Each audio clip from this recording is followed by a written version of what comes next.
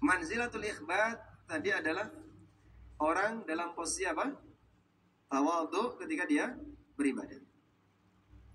Dan manusia ketika tawadhu saat dia beribadah, dia tidak merasa bisa, dia tidak merasa mampu, tapi dia bergantung kepada Allah Subhanahu wa taala.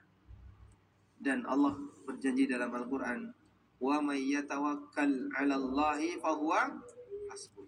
Barang siapa yang bertawakal kepada Allah, maka Allah yang akan memberikan kecukupan baginya.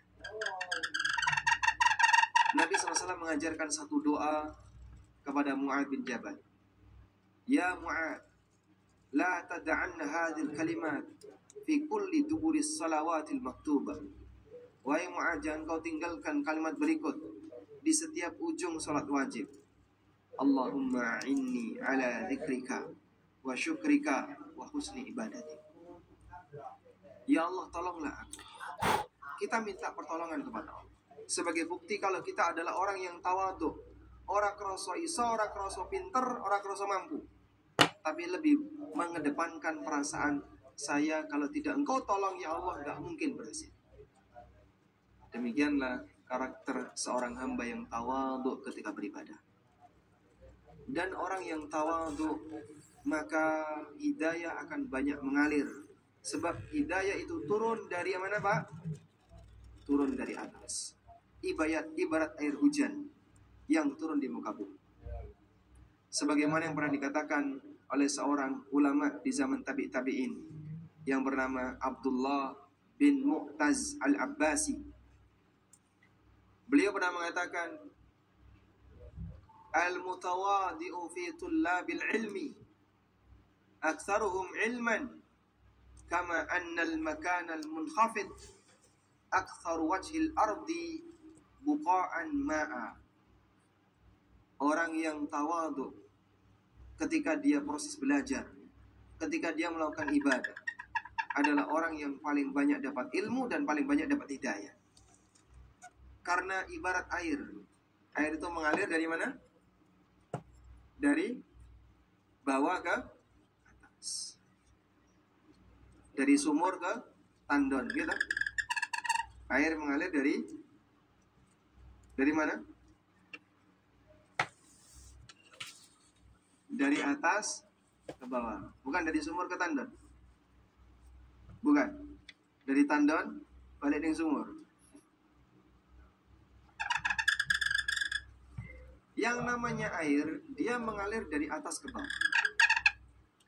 Maka hidayah itu turun dari Allah. Ilmu itu turun dari Allah. Sehingga siapakah orang yang paling banyak menampung hidayah? Yang paling tawadhu. Perlombaan kita ada di sini, jemaah. Maka seorang hamba yang tawadhu di hadapan Allah, ketika dia beribadah, tidak merasa hebat, tidak merasa mampu, tidak merasa bisa, dan seterusnya, tapi hatinya lebih banyak bergantung kepada Allah, nanti akan lebih banyak mendapatkan pertolongan dari Allah. Kata kunci ini barangkali sering dilupakan orang. Sehingga saat menghadapi bulan Ramadan, insya Allah aku kuat. Saya ngomong, kuat. Umur berapa Pak? 70. Tapi aku saya kuat kok Mas. Ya mungkin Anda secara fisik bisa, cuman kita tidak tahu di depan ada apa. Tapi berusahalah untuk selalu menanamkan ketergantungan batin kepada Allah. Sebab ini kata kunci keberhasilan. Baik. Lalu bagaimana kalau misalnya posisi kita sudah dalam kondisi ketinggalan? Sekarang tolong Pak Ustadz jelaskan apa solusinya. Kita bicara solusi.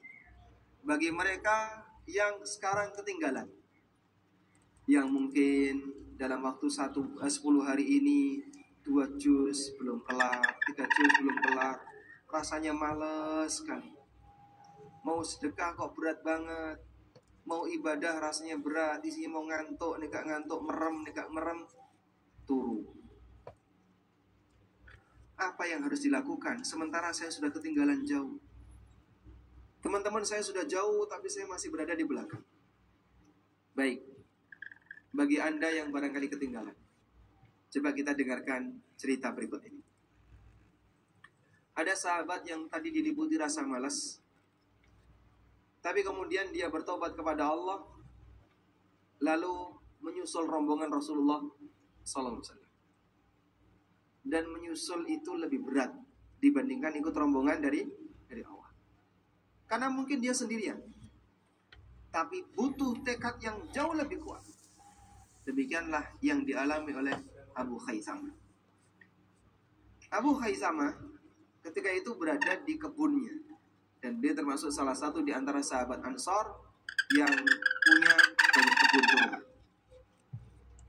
Ini kalau saya tinggal ikut berangkat ke Tabuk, perjalanan berangkat 1 bulan, pulangnya 1 bulan, belum kegiatan di Tabuk yang kurang lebih juga butuh waktu 1 bulan.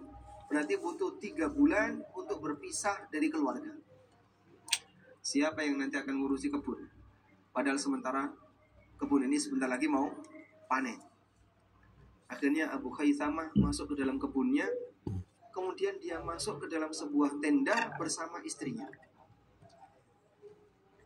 Dalam posisi dia beristirahat bersama istrinya, di dalam kebun, di dalam tenda, di dalam kebunnya, Abu Khaisamah kemudian berpikir, Nabi Muhammad SAW kepanasan. Saya di sini bersama istri saya berteduh di dalam kebun. Beliau kemudian muncul rasa tidak tega kepada Nabi SAW. Semangatnya hidup kembali.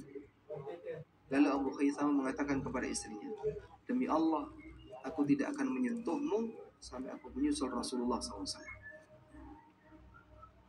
Tekad kuatnya muncul. Berangkatlah Abu Khaisamah.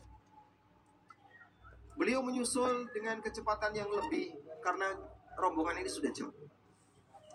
Akhirnya Nabi SAW melihat dari kejauhan ada orang sendirian mendekat. Diinformkan oleh para sahabat, ya Rasulullah, di sana ada orang sendirian yang mendekat. Apa kata Nabi SAW? Kun Aba Khaisamah. Itu adalah Abu Khaisamah. Ternyata betul, yang datang adalah Abu Khaisamah. Maka seperti ini yang barangkali bisa kita tiru. Barangkali ada di antara kita yang tertinggal.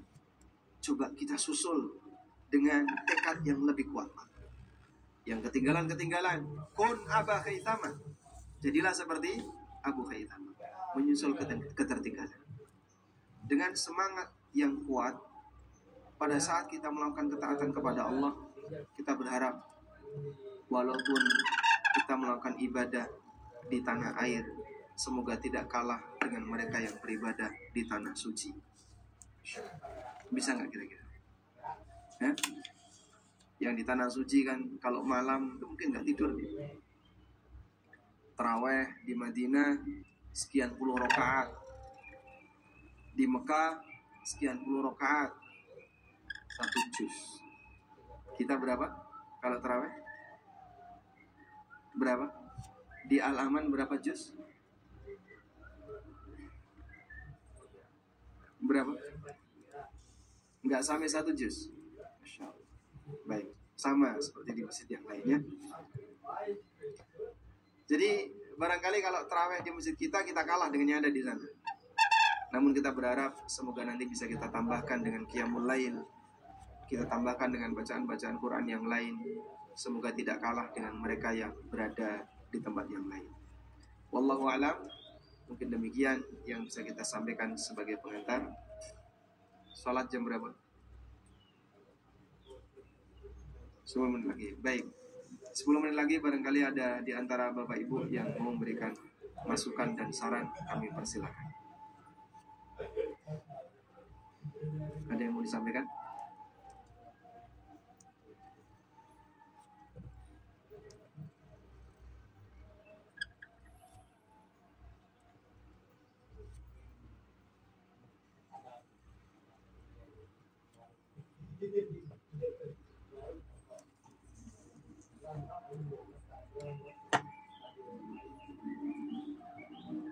Tidak ada, kita akhiri sampai di sini.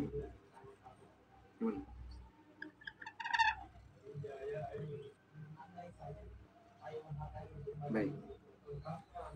Karena tidak ada yang mau disampaikan, alhamdulillah.